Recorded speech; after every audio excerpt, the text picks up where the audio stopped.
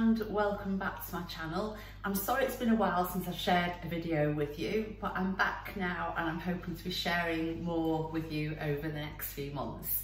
I've just popped a batch of Scotch pancakes or drop scones together for a recipe I wanted to share on the blog this week, and it turned out so well and it was so quick and easy to make.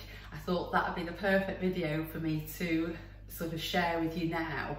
The recipe, the original recipe I used for these Scotch pancakes came from a site called Baking with Granny. It's a site that it's just ordinary, if I say ordinary, standard recipes, so they're not gluten-free. But anybody that follows me knows that I love adapting recipes that are just ordinary recipes but adapt really well to gluten-free versions. Cakes are generally no problem at all. I've got to sort of get my head around breads and things like that, but I know a lot of people that blog about gluten-free foods and write about gluten-free recipes. They've managed to crack that. So there are a couple of sites that I know about, people who share bread recipes that work, so I'll jot those links below in case you wanted to have a look at those as well. So yeah, so I'll get on and show you this Scotch pancake recipe. It's great, as I say, and really quick and easy. Okay, so the recipe is going to be over on my blog, so I will put a link over there for you, so the full recipe. So if you look in the description below, the link will be there, so for quantities. But all I'm going to do is just sieve some flour into a bowl.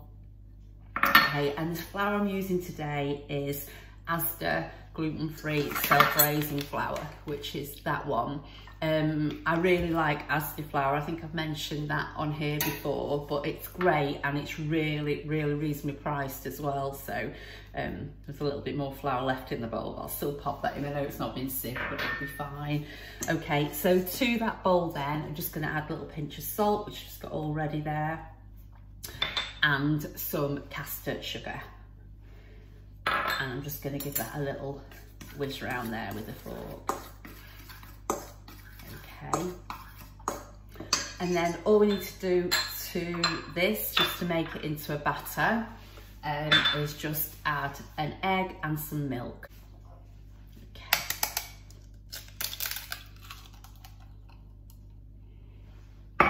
Okay, and then so to the egg, I'm just going to add the milk. And then just give that a little whisk.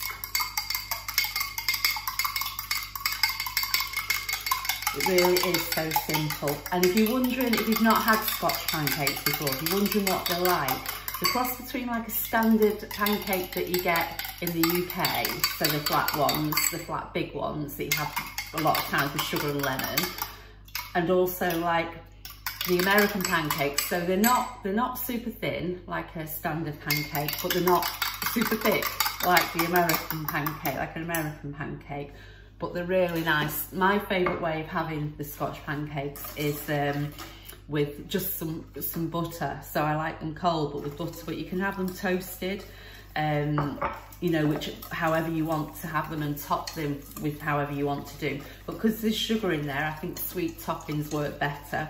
Okay, so I'm just blending in the egg and the milk together, and we're just going to look for a smooth batter. Okay, so that when it's nice and smooth, I'm just going to add a dessert spoonful of oil. I have actually only done half the recipe from the website Baking with Granny, because I've used a super spoon, but it's there, it's as good as damn it. You're looking for a dessert spoonful of oil, and it's vegetable oil that I'm using.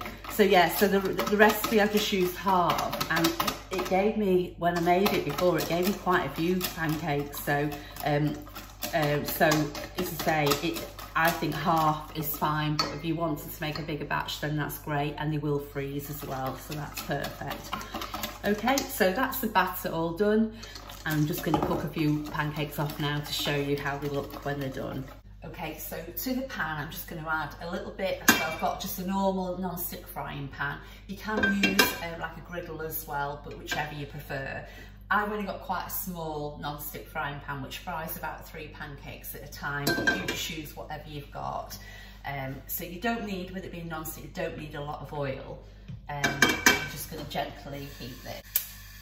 So you're looking for moderate heat rather than it being too hot. I found that the pan was a little bit hot when I first started before, so I've just reduced the heat a bit and then it was perfect. They're so quick and easy to make these. They're just great, honestly. Okay, so every now and just give the mixture a little bit of a whisk as well, just so you get the flour from up at the bottom. Okay, so when the oil's nice and hot, you're just going to drop spoonfuls of the batter into the pan. And I just put in a tablespoonful, and I found that was enough. And just sort of try and do it, sort of drop it in just so it forms a circle. And just fit as many as you can into the pan. Say I can only really fit 3 comfortably in here. Okay. And they cook really quickly as well. So it says just drop them in like that. If you find that the pan gets too hot, then just adjust the temperature accordingly. You'll know yourself when you're doing it. Sometimes they just cook a little bit too quickly underneath, so I'm just reducing it down now because I feel that they are. They're going to cook a little too quickly before I'm ready to turn them over.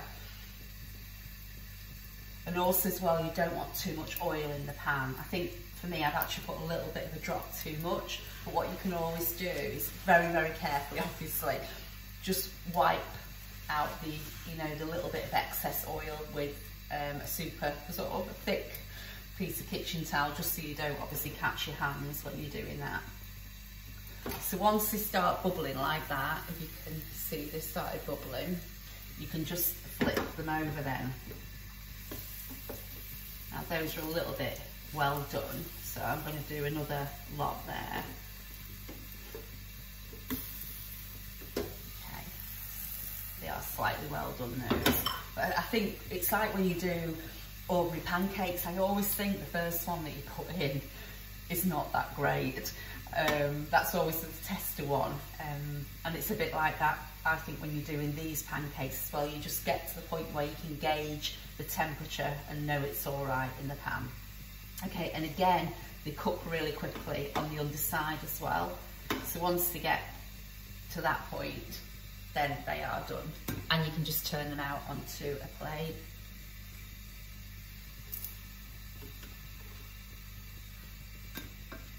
Whichever side you want them to go. Okay. Now again, what I like to do before, because you can get little bits of the batter left in the pan, so again, just quickly wipe it out with the kitchen paper. But I say, mind your hands, please mind your hands, because it's obviously super hot. I don't want you burning yourself with that. So just again, just add a few drops of oil, and you really do not need a lot. That's plenty, that amount. If you've got a non-stick pan. I mean, obviously we've not got a non-stick pan, that's a bit different, but so I'm just going to reduce that temperature down. It can literally go onto the minimum of the gas burner, and that's about enough, or whatever stove you're using. So again, just going to drop it gently into the pan.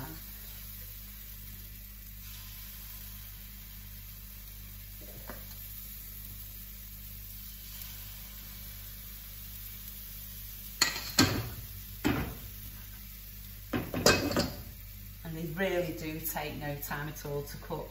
So these are a perfect thing that, say you've got people just going to drop by for a cuppa, these are a perfect thing to whip up. You don't need your oven to go on or anything like that. You can just have these whipped up in no time at all. And as I say, they will freeze really well as well, so you could bag them up and pop them in the freezer. So again, just before I turn them, you're looking for them just to bubble. And then once they've done that, they're done and they're ready to go over.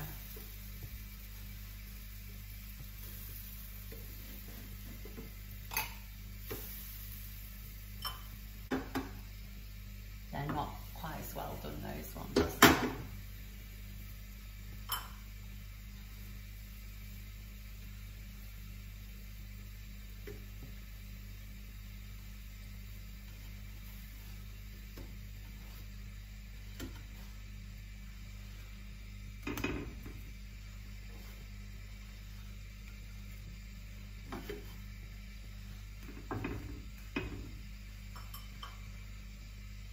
go again just with one more batch. Again, I'm just going to give the pan a quick wipe. I do have asbestos hands as well, with years of working in the kitchens.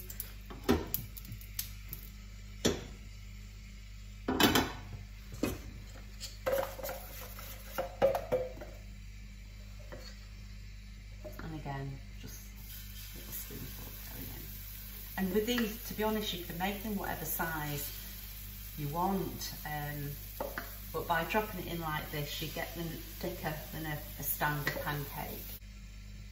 So there we go, sort of nice bubbles, and you'll see that the mixture has dried out a bit as well. Okay, I'm just turning them.